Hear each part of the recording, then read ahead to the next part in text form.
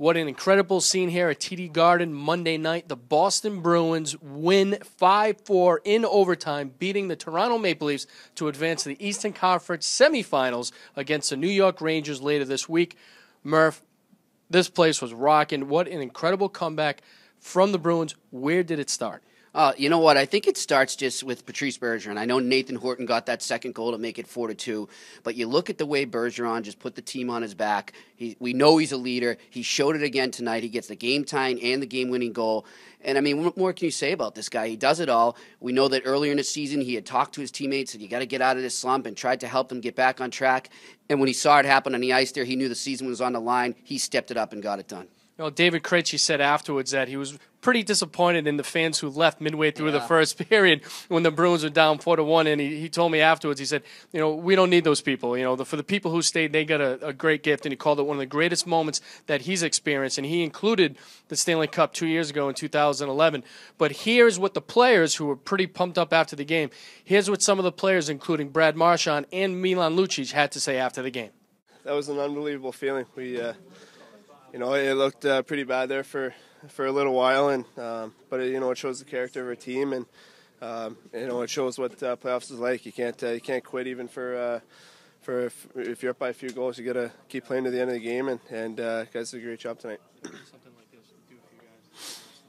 It's huge. You know, you look at Game 7 a couple of years ago against Montreal. You know, being down 2-0 and coming back and winning Game 7 in overtime, it really gives your team a lot of confidence, a lot of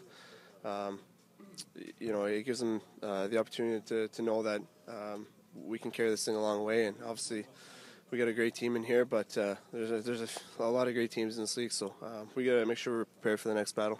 Feels real good right now when, you know, you're looking at the clock wind down with half a period left at 4-1. You know, you start thinking to yourself, you know, is this the end of this group here? And because it probably would have been if we didn't win this game, but it was, you know, it was. I mean, you got to have bounces, you got to have luck, you got to have everything go your way, and